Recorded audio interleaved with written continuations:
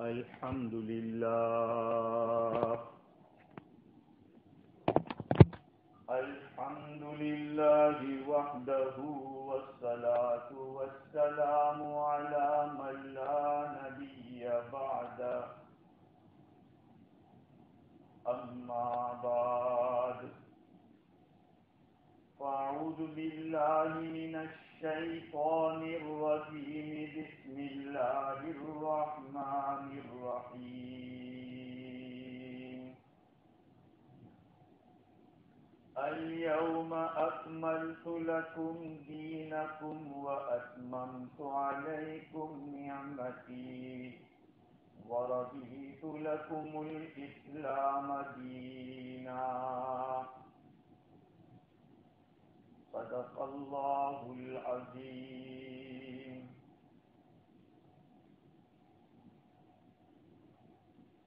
وقد روي عن أبي قتادة رضي الله تعالى عنه أنه قال سئل رسول الله صلى الله عليه وسلم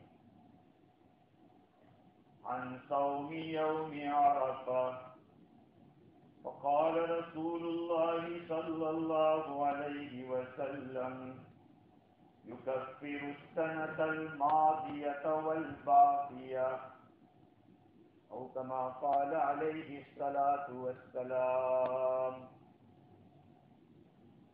بزرگوں، پیارے بھائیوں،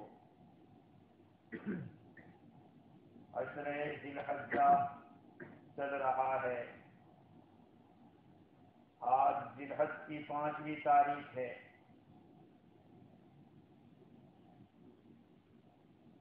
اور عشر ذی الحجہ کا جو مقام ہے، گزشتہ جمعہ حضرات کی خدمت میں بہت سی باتیں عرض کی گئی. آج اسی عشر ذی الحجہ کے کچھ مسائل عرض کرنا.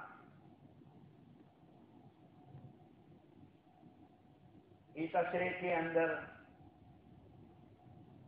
8ویں ذی الحجہ کو یوم الترویہ کہتے ہیں اور 9ویں کو یوم عرفہ کہتے ہیں، 10ویں کو یوم النحر کہتے ہیں. دستور العلماء کے اندر یہ بات لکھی ہے کہ سیدنا ابراہیم علیہ السلام نے 8ویں ذی الحجہ کی رات کو، جیسے میں نے پہلے بھی عرض کیا ہے کہ رات پہلے آتی ہے، دن بعد میں آتا ہے، تو رات کو خواب میں دیکھا کہ حکم دیا جا رہا ہے کہ اپنے بیٹے کو وہ ذبح کرے. وہ دیکھ رہے ہیں کہ اپنے بیٹے کو ذبح کر رہا ہو. اب یہ خواب باپ اپنے بیٹے کو ذبح کرے، نبی کا خواب تو 100% صحیح ہوتا ہے، لیکن یہ ایک ایسا خواب ہے کہ سوچ میں پڑے کہ یہ خواب سچا ہے یا کیسا ہے. تو دوسرے دن کی صبح تک اسی سوچ میں رہے، تو اس کا نام یوم الترویہ رکھا گیا. فکر میں رہے، سوچ میں رہے. پھر سوئے دوسری رات کو، پھر وہی خواب دیکھا تو آپ کو یقین ہو گیا، آپ نے سمجھ لیا یقین کے ساتھ اور پہچان لیا کہ یہ اللہ کی طرف سے مجھے حکم ہے. اور عرفہ کے معنی ہے پہچان. کہتے ہیں اپنے اردو میں کہ آپ کی کوئی معرفت ہے ان کے ساتھ. معرفت، پہچان، اسی سے عرفہ کا لفظ بھی، تو اس کا نام یوم عرفہ رکھا. پھر دوسری رات کو جب سوئے تو پھر وہی خواب دیکھا. آپ نے اس دن اپنے بیٹے کو لٹایا اور پورا قصہ مشہور. اور نحر کے معنی وہی ذبح کرنا، تو اس کا نام یوم النحر رکھا گیا.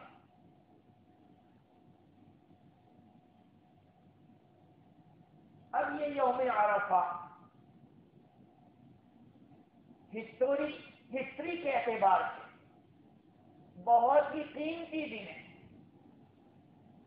پہلے بھی رہا اور آج بھی ہے۔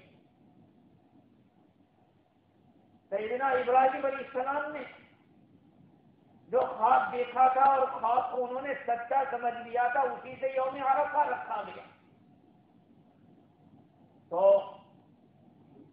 پرانی ہسٹری میں بھی اس دن کی اہمیت ہے، اور آج بھی میرے اور آپ کے آقا صلی اللہ علیہ وسلم نے اس دن کی بڑی فضیلتیں بتلائی ہیں، بڑی فضیلتیں بتلائی۔ دوسری ہسٹری اس دن کی یہ ہے کہ اللہ رب العزت نے قرآن مجید کی ایک آیت کریمہ اس دن اتاری، اليوم اکملت لکم دینکم واتممت علیکم نعمتی ورضیت لکم الاسلام دینا۔ آج میں نے تمہارے اوپر تمہارے دین کو مکمل کر دیا۔ کون سا دین؟ دین اسلام کی تکمیل ہو گئی، اکمال ہو گیا۔ وہ کون سا دین جو قیامت تک کے لیے کامیابی کا ضامن ہے؟ اس دین کا اکمال اور اس دین کو کامل کیا گیا اس دن عرفہ کے لیے۔ میرے بھائیوں دیکھو، دنیا کے اندر کوئی بڑی بلڈنگ بنتی ہے، بڑی کوئی آرگنائزیشن قائم ہوتا ہے، یا کوئی بڑا کارنامہ انجام دیتا ہے،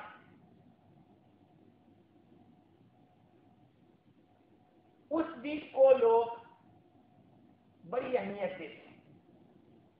آپ نے دیکھا ہوگا کہ ابھی ہندوستان کے اندر آزادی ہوئی، اس آزادی کے دن کو کتنے شان اور بان کے ساتھ مناتے ہیں۔ یہ تو دنیا کی آزادی ہے، لیکن جو دین جہنم سے آزادی کا باعث ہو اور جنت کا ضامن ہو، اس کی تکمیل ہو رہی ہے۔ وہ دن کتنا عظیم الشان ہوگا۔ یہ عرفہ کے دن یہ آیت نازل ہوئی، الیوم اکملت لکم دینکم، آج میں نے تمہارے لیے تمہارے دین کو مکمل کر دیا ہے اور اپنی نعمت کو تمہارے اوپر تمام کر دیا، اور میں تمہارے لیے دین اسلام سے راضی ہو گیا۔ میں نے تمہارے لیے پسند کیا دین اسلام کو۔ اس سے میرے عزیزو آپ سمجھ سکتے ہیں کہ یہ عرفے کا دن کتنا قیمتی ہے۔ چنانچہ ایک روایت میں، جس کو امام ترمذی رحمۃ اللہ علیہ نے حضرت عبداللہ بن عباس رضی اللہ عنہما کے حوالے سے نقل کیا، اور شیخین نے حضرت عمر بن خطاب رضی اللہ عنہ سے نقل کیا، وہ فرماتے ہیں حضرت عمر رضی اللہ عنہ، ایک آدمی آیا جو یہودی تھا، اس نے کہا کہ امیر المؤمنین، آیت فی کتابکم، ایک آیت ہے تمہاری کتاب میں، قرآن میں ایک آیت ہے، لو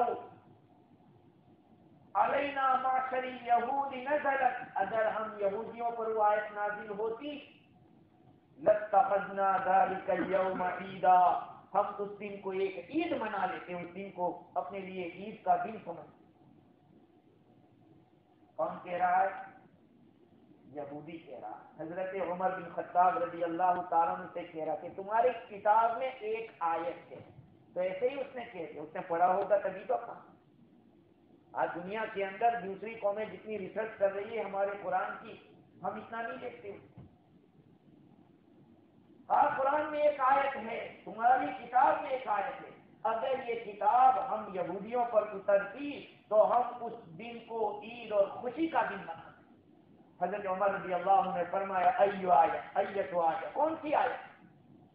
تو اس نے کہا، الیوم اکملت لکم دینکم واتممت علیکم نعمتی ورضیت لکم الاسلام دینا، یہ آیت۔ حضرت عمر بن خطاب رضی اللہ عنہ نے فرمایا کہ ان اعلم اليوم الذي نزلت فيه، مجھے وہ دن معلوم ہے جس کی یہ آیت اتری تھی، اور وہ مکان مجھے معلوم ہے جس جگہ کے اوپر یہ آیت نازل ہوئی تھی. نزلت ورسول اللہ صلی اللہ علیہ وسلم قائم بعرفۃ یوم جمعہ. یہ آیت حضور اکرم صلی اللہ علیہ وسلم عرفات کے اندر تشریف فرما تھے اور وہ دن جمعہ کا تھا، اس دن یہ آیت نازل ہوئی. وہ بھی حاجیوں کی عید ہے، یاد رکھو میرے عزیزوں. اس کے لیے عید ہے حاجیوں کے لیے. حاجی کو اس دن روزہ رکھنا مکروہ ہے، اس دن روزہ رکھنا مکروہ ہے حاجی کے لیے، اور ہمارے لیے سنت ہے، بڑی فضیلت ہے. تو دیکھو یہ عرفے کا جو دن ہے، یعنی ہمارا اس مہینے کے لحاظ سے ٹیوزڈے کا دن، منگل کا دن، وہ عرفے کا دن، اس دن یہ آیت کریمہ نازل ہوئی جس کے اندر یہ بات بتلا دی گئی کہ اب تمہارا دین مکمل ہو چکا ہے اور یہ دین اسلام قیامت تک کے لیے ہے. اب اس میں کوئی کمی بیشی نہیں ہو سکتی، اس میں کوئی اضافہ نہیں کر سکتا، کوئی اپنی طرف سے کچھ بڑھا دے گا نہیں. اسی لیے کہا جاتا ہے تمہارے سامنے کوئی دین کی بات کرے، کہا بھائی کہاں سے تم کہہ رہے ہو؟ قرآن میں کہا ہے، حدیث میں کہا ہے، کس عالم نے لکھا ہے، کس کتاب میں لکھا ہے؟ اس لیے کہ آج کے الیکٹرانک میڈیا کے دور کے اندر بے پرچی اور بغیر صفحے کی باتیں بہت چل رہی ہیں. میں نے آپ کے سامنے بخاری شریف کی حدیث بیان کی، ترمذی شریف کی حدیث بیان کی کہ یہ عرفے کا دن کتنا قیمتی ہے. اس دن کیا کرنا چاہیے؟ روزہ رکھنا ہے. حضرت ابو قتادہ رضی اللہ تعالی عنہ روایت کرتے ہیں، سئل رسول اللہ صلی اللہ علیہ وسلم، حضور اکرم صلی اللہ علیہ وسلم سے پوچھا گیا ان صوم یوم عرفہ، عرفہ کے دن روزہ رکھنے کے بارے میں. آپ صلی اللہ علیہ وسلم نے فرمایا یکفر السنۃ الماضیہ والباقیہ، اللہ تعالی گزشتہ سال کے گناہ اور آئندہ سال کے گناہ معاف کر دے گا. مسلم شریف کی حدیث دیکھیے، رواہ مسلم، اس کو ریاض الصالحین نے بیان کیا ہے. کتنی پختہ حدیث. کیا فرمایا؟ ایک سال پچھلے، ایک سال اگلے، 2 سال کے گناہ معاف. کتنا آسان سودا ہے میرے بھائیوں. میں تو کبھی کبھی سوچتا ہوں ہم اپنے دین کے بارے میں اور فقہا کے بارے میں، تو انہوں نے جو باتیں بیان کی. ابھی کچھ دن پہلے مدینہ منورہ سے ایک آدمی کا سوال آیا کہ ہم لوگ قربانی تو کرنے والے ہیں اور حج کے اندر ہیں، ہم مدینہ منورہ سے جب مکہ مکرمہ پہنچیں گے ہمیں عمرہ کرنا ہوگا، اور عمرے سے نکلنے کے لیے سر مڈانا ضروری ہے، بال کٹوانا ضروری ہے، تو کیا کریں؟ ایک طرف تو فضیلت ہے بال نہ کاٹنے کی، جس کے پاس قربانی ہو وہ بال نہ کاٹے، فضیلت مستحب ہے. اور ایک طرف عمرے سے نکلنے کے لیے بال کاٹنا واجب ہے. میں نے کہا دونوں کے احکام کو سمجھو، ایک مستحب ہے اور ایک واجب ہے. تو لوکل گاڑی کو روکا جاتا ہے فاسٹ گاڑی کے لیے، فاسٹ گاڑی کو نہیں روکیں گے لوکل کے خاطر، لوکل کو سائڈ پہ کیا جائے گا. آج مستحب چھوٹ رہا ہے کوئی بات نہیں، لیکن آپ کو سر کے بعد مجرے پڑیں گے، ورنہ اگر پھر حج کا احرام باندھ دیا تو دم دینا پڑے گا. فقہائے کرام نے، خصوصاً علماء حنفیہ نے، امام ابو حنیفہ رحمۃ اللہ علیہ اور دوسرے فقہا نے یہ مسئلہ بتلایا کہ جس کی قربانی ہو اس کے لیے بال کاٹنا نہ کاٹنا مستحب ہے. نہیں کاٹو گے تو ثواب ملے گا. بھائی کیوں مستحب ہے؟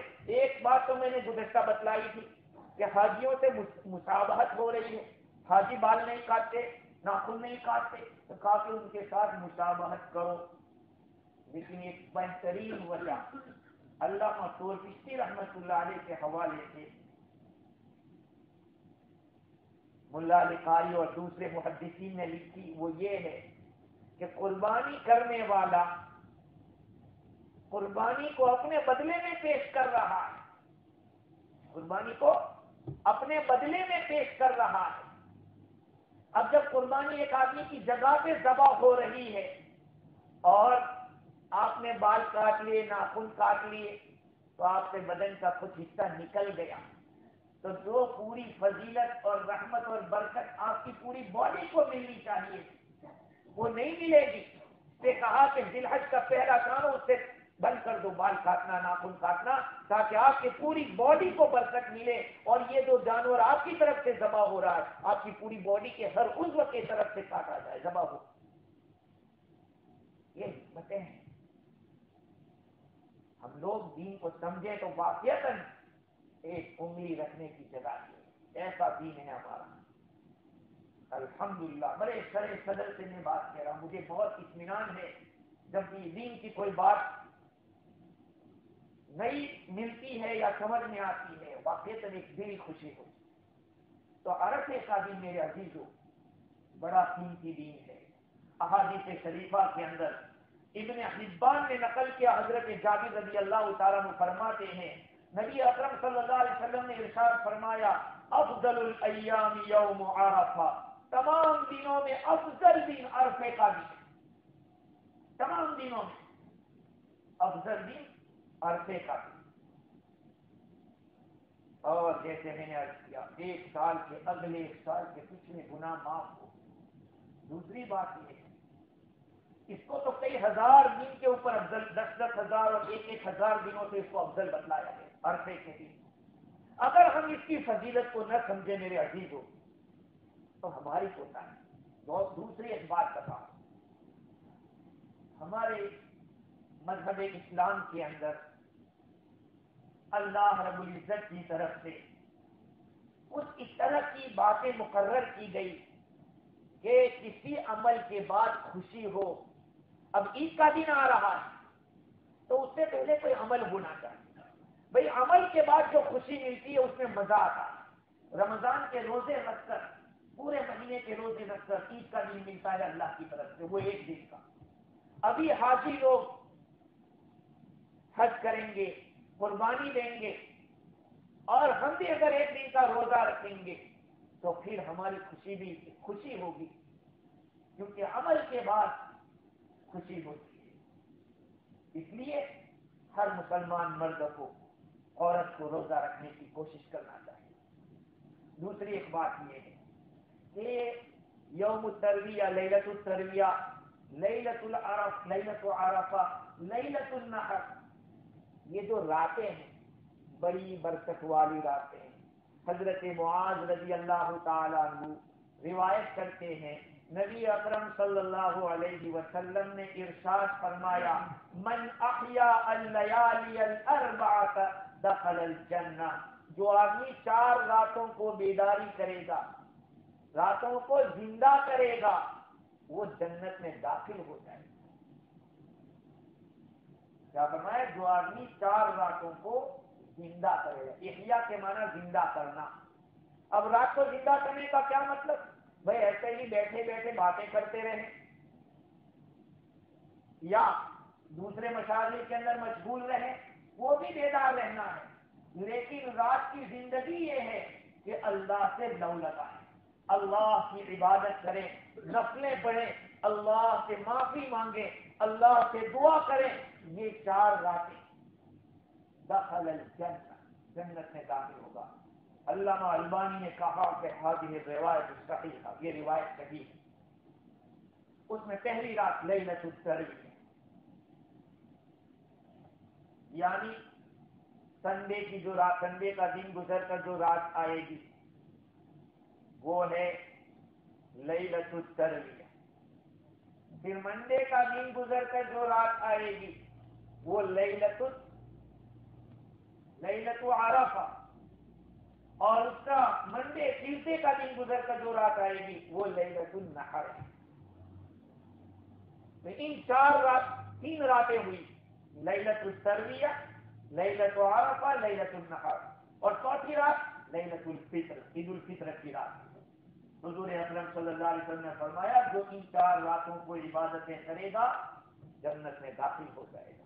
اور ایک روایت حضرت ابو امامہ رضی اللہ تعالیٰ عنہ نقل کرتے ہیں، رسول اکرم صلی اللہ علیہ وسلم نے ارشاد فرمایا من قام لیلۃ العیدین محتسبا لم يمت قلبه یوم تموت القلوب، رواہ ابن ماجہ۔ ابن ماجہ بھی ایک حدیث کی کتاب ہے، انہوں نے حضرت ابو امامہ رضی اللہ عنہ سے نقل کیا، حضور اکرم صلی اللہ علیہ وسلم نے فرمایا جو آدمی 2 عیدوں کی راتوں کو کھڑا رہے گا، عبادتیں کرے گا، اس کا دل نہیں مرے گا اس دن جس دن دوسرے لوگوں کے دل مر جائیں گے، جس دن دوسرے لوگوں کے دل مرے ہوں گے، وہ دن قیامت کا ہوگا، وہ دن قیامت کا ہوگا، اس دن نہیں مرے گا۔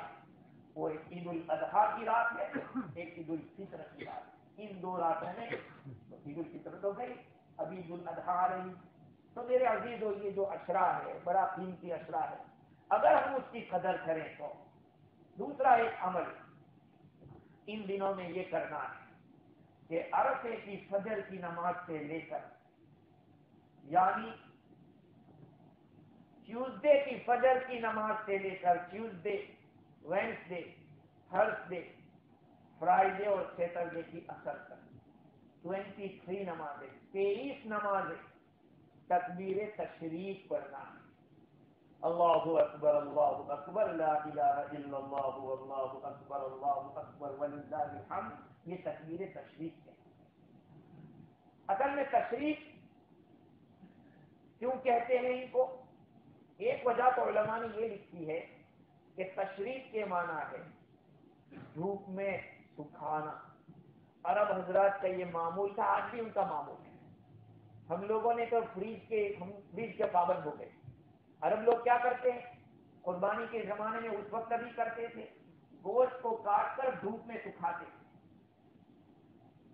دھوپ میں سکھاتے تھے، آج بھی سکھاتے، ہمارے انڈیا پاکستان سب جگہ سکھاتے، لیکن کیونکہ اب فریج نے جگہ لے لی ہے تو وہ جو گرمی دیتے تھے اب اس کو ٹھنڈی دیتے۔ تو چونکہ ان دنوں کے اندر وہ لوگ گوشت کو سکھایا کرتے تھے، اس لیے اس کو ایام تشریق کہتے ہیں۔ اور بعض علماء نے یہ بھی کہا ہے کہ چونکہ ان دنوں کے اندر صبح سے ہی عید کی نماز روشنی کے وقت پڑھی جاتی ہے، صبح کے وقت پڑھی جاتی ہے، اس لیے ایام تشریق کہتے ہیں، چاہے کوئی بھی وجہ، لیکن یہ تکبیر تشریق پڑھنا ہے اور یہ پڑھنا واجب ہے۔ کس کے اوپر واجب ہے؟ ہر مرد اور عورت پر جو فرض نماز پڑھتا ہو، فرض نماز کے بعد پڑھنا، اور 1 مرتبہ پڑھنا واجب ہے۔ اب چاہے آپ جماعت کے ساتھ پڑھ رہے ہو یا پھر اکیلے پڑھ رہے ہو، چاہے مرد پڑھتا ہو چاہے عورت پڑھتی ہو، چاہے مقیم پڑھتا ہو چاہے مسافر پڑھتا ہو، ہر ایک کو 1 مرتبہ تکبیر تشریق کہنا واجب ہے۔ اگر تکبیر تشریق نہیں کہے گا تو وہ آدمی گنہگار ہوگا۔ اگر ان دنوں کی نماز چھوٹ گئی اور دوسرے دنوں میں اس کی قضا کر رہا ہے، ایام تشریق کے بعد کے دنوں میں، تو پھر اس کو کہنا نہیں، اس لیے اس کا خیال رکھا جائے۔ میرے پیارے بھائی، یہ اللہ رب العزت کی طرف سے احسان ہے اس کا کہ یہ دن ہمیں دیتا ہے۔ اللہ یہ چاہتا ہے کہ میں اپنے بندوں کو نواز دوں، میں اپنے بندوں کو بخش دوں۔ اس دن اللہ رب العزت بخشش فرماتے، معاف فرماتے، کتنا بڑا مجرم کیوں نہ ہو۔ یہاں تک روایت میں آتا ہے کہ اگر کوئی آدمی عرفات کے میدان میں جاوے اور اللہ سے معافی مانگے اور اس کے دل میں یقین نہ ہو کہ میری معافی نہیں ہوئی تو کچھ کمی ہے۔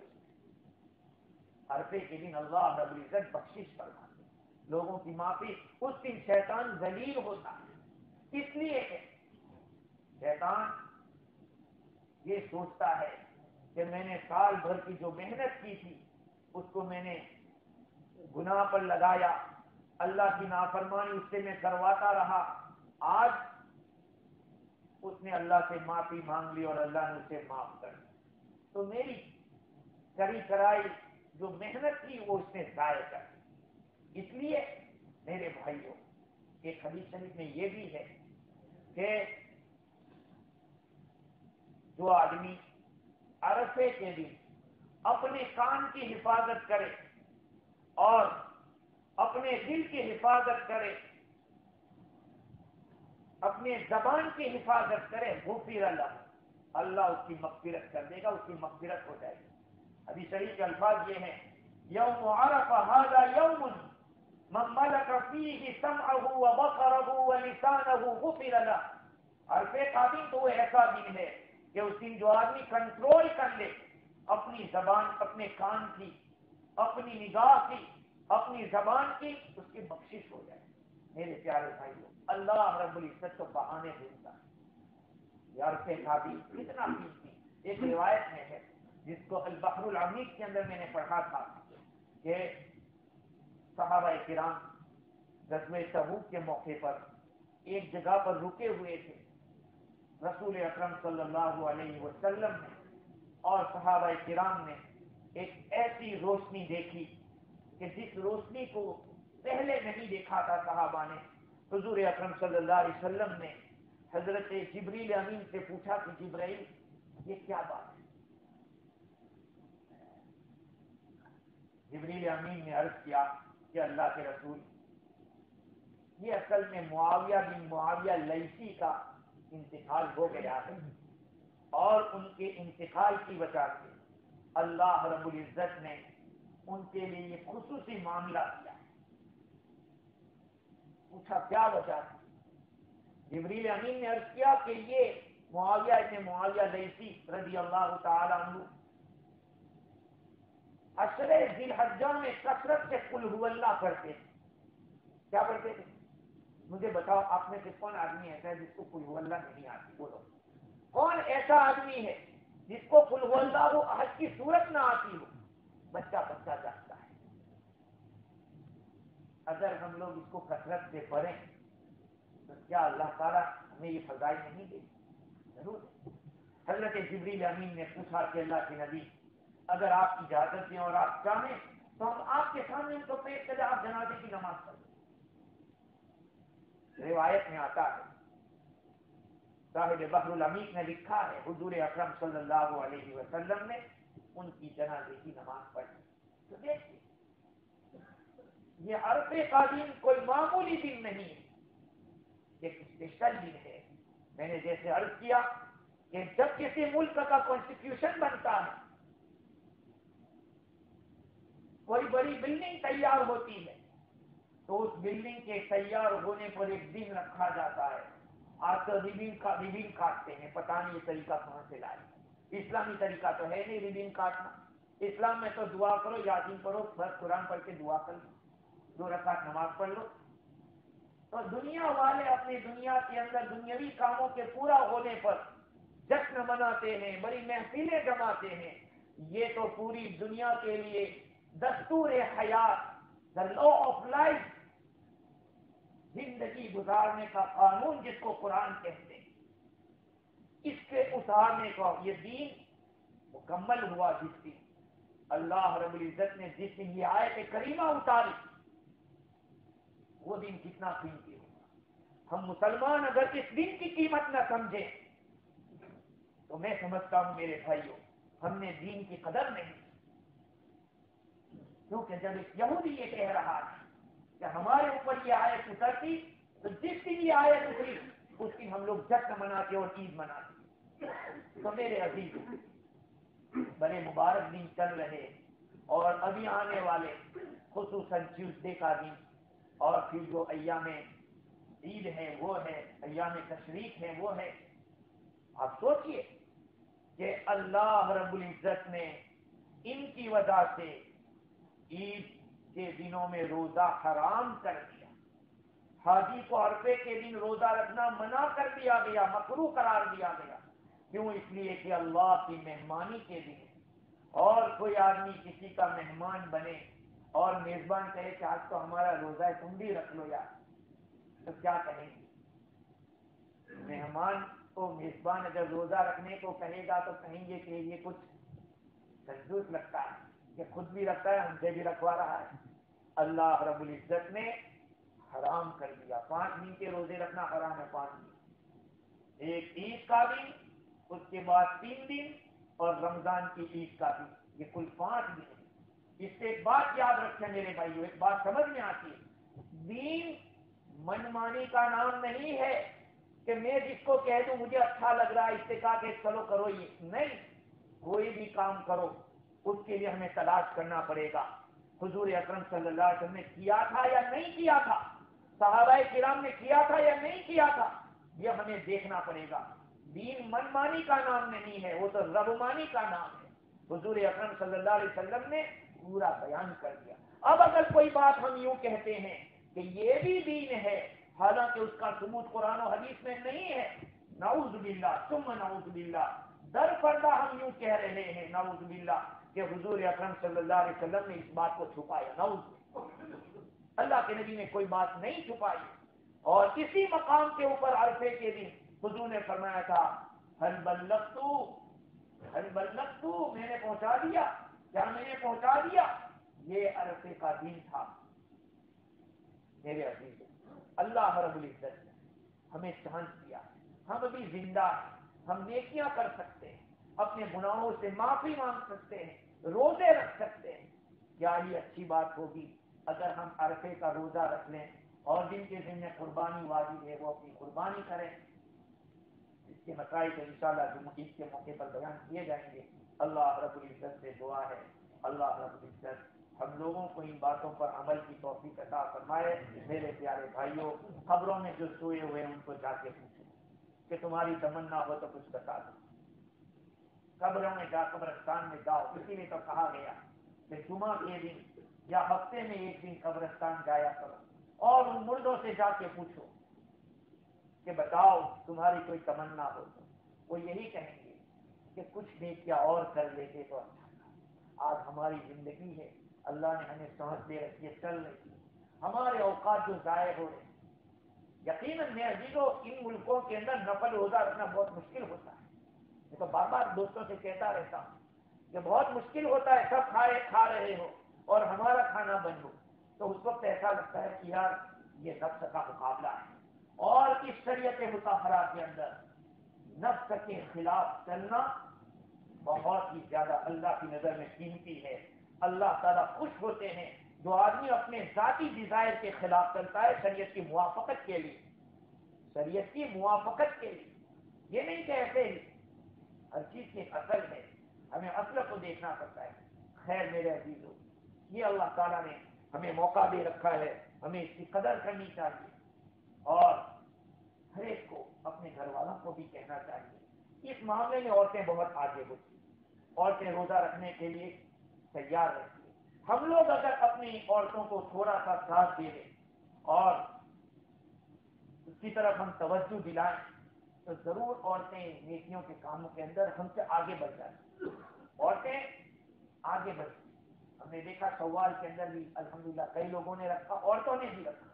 تو ایسے ہی عرفے کے دن کیا روزہ ہر ایک کو رکھنے کی کوشش کرنا چاہیے اور اپنے گھر والوں سے بھی، اپنے بچوں سے بھی.